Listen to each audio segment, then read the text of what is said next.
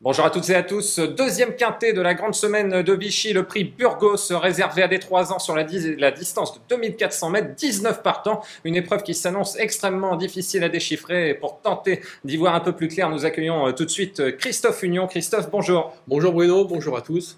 Christophe qui a choisi de retenir en tête de sa sélection le numéro 1, Polo, qui reste sur une très bonne tentative. Ouais, c'était dans un quintet et Polo ce jour-là avait terminé plaisamment, donc il avait été d'ailleurs un peu vert dans sa course, il avait penché un tout petit peu dans la ligne droite. C'est un cheval qui sera beaucoup mieux sur 2400 mètres, c'est pas moi qui le dis, c'est David Smaya, donc on peut le croire. Et je pense que c'est le cheval le plus fiable de la course, c'est parmi les favoris, je crois qu'on peut compter sur lui. Malgré son absence de presque 2 mois. Avec David Smaya, il n'y a pas beaucoup de rentrées. Je crois que c'est l'entraîneur qui prépare parfaitement ses chevaux dès leur rentrée. Et là, je pense qu'il sera prêt à fournir sa valeur d'emblée. La base absolue ou alors tu as un deuxième point d'appui? Non, je pense que c'est vraiment déjà une base absolue dans un quintet de 3 ans, c'est difficile, mais je pense que c'est le plus sûr. Et je ne mettrai qu'une base. Ensuite, effectivement, j'ai un petit coup de cœur. C'est le 7 Greyhawk. Un joli poulain gris. Voilà, et Greyhawk, c'est un cheval qui reste sur une excellente tentative, battu par un Vertemer, c'était Solo, exact. Qui est un bon cheval. Estimé par Freddy L. Voilà, qui est un cheval qui galope. Donc moi, je pense que, d'accord, il est maiden, ce Greyhawk, mais je pense que c'est un cheval de 2400 mètres, type assez dur.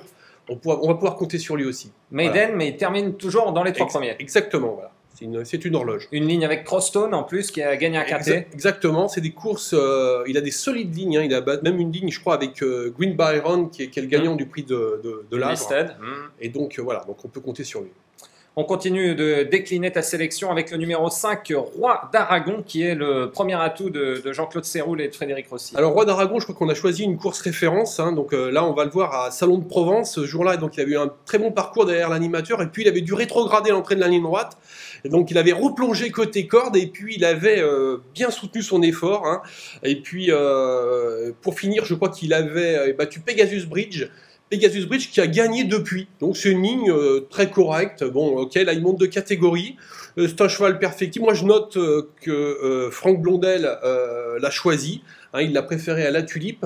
La Tulipe pourtant qui a des références dans les handicaps, qui avait terminé 4e d'un quintet, je crois. La Tulipe que tu as retenu d'ailleurs tout de suite après Roi d'Aragon. Voilà, je suis donc deux chevaux qui à mon avis, 2 Serroul qui ont une chance, le 5 et le 6. Difficile de les négliger en cette compagnie. Alors tout à l'heure on a abordé ta base, ton coup de cœur, mais on a oublié de parler de ta surprise. C'est le numéro 15, surprise possible bien sûr, Net pour moi qui vient de changer d'entraînement il n'y a pas très longtemps. Exactement, donc il vient de courir pour la première fois pour Didier Prudhomme, pardon, et qui avait terminé ce jour-là plaisamment en retrait, et on peut penser que cette fois, voilà, après avoir pris la température, c'est peut-être le jour. Alors, en tous les cas, sur cette distance, 2400 mètres, c'est la première fois, je crois, qu'il va aborder cette distance. Je pense que ce sera encore mieux. Donc, pourquoi pas une surprise. Avec Stéphane Pasquier en plus. Oui, et puis une très bonne corde. Voilà. Alors, ensuite, on reste dans le bas du tableau avec le numéro 18 qui est Purple American, muni d'œillères australienne pour la première fois. Et on n'a pas oublié ses excellents débuts dans le réputé prix Juigné. Exactement, ce jour-là. Donc, il terminait 2e. Donc, et retrouver le 2e du prix Juigné en 33 de valeur. Voilà, ça donne quand même un profil assez sympathique à ce cheval. Moi, je pense que c'est un cheval bien placé. La dernière fois, on a pu le voir, d'ailleurs, c'était dans la course où il y avait Greyhawk et Solo. Voilà, et Solo. Et ce jour-là, Purple American terminait très bien en retrait, après avoir été un tout petit peu décollé à l'entrée de la ligne droite.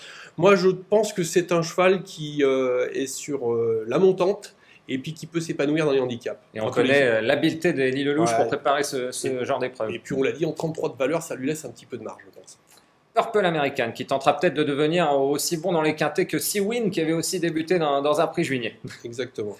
Le numéro 16, Internal Runner, qui est indissociable de certains de tes préférés. Exactement, c'est un pensionnaire de François Rowe, toujours là, très régulier, qui a une ligne à Bordeaux, et donc justement avec encore Greyhawk qui est partout. Voilà, qui est partout. Et puis je crois qu'il y avait aussi Dabuki, qui était deuxième d'ailleurs, devant eux. Donc Internal Runner, c'était pas mal, et puis c'est un tout petit peu mieux placé au poids que ses rivaux. Alors pourquoi pas, je trouve que c'est un cheval qui est sur la montante, et François Rowe semble assez optimiste. hein, et il estime que ce cheval va remporter un quintet d'ici à la fin de l'année. Donc voilà, on peut lui faire confiance. Évoquons aussi Dabuki, on vient d'en parler, tu étais obligé de le glisser aussi. Voilà, même si je pense que les postulats de Christophe Ferland sont assez près tôt dans l'année, donc je pense qu'il a un peu moins de marge, que les autres, mais bon, difficile de négliger ses chances, surtout que la dernière fois le terrain était bon et puis il s'en est pas mal sorti. Donc sur un terrain ferme, pourquoi pas une confirmation. Mais voilà, c'est vrai que j'ai longuement hésité à le retenir dans une sélection parce qu'ils sont beaucoup à pouvoir prétendre au moins une place. Juste un mot, je vois la corde de Dabuki, le 16, le 15 pour Polo. Sur cette distance, tu n'as pas d'inquiétude sur ces numéros? À Vichy, ça peut être un problème si le terrain est très ferme. S'il y a du train, avec 19 partants, je pense qu'il va avoir du train. C'est plus facile de revenir en arrière-garde dans le 16. On va récapituler ta sélection en quelques secondes.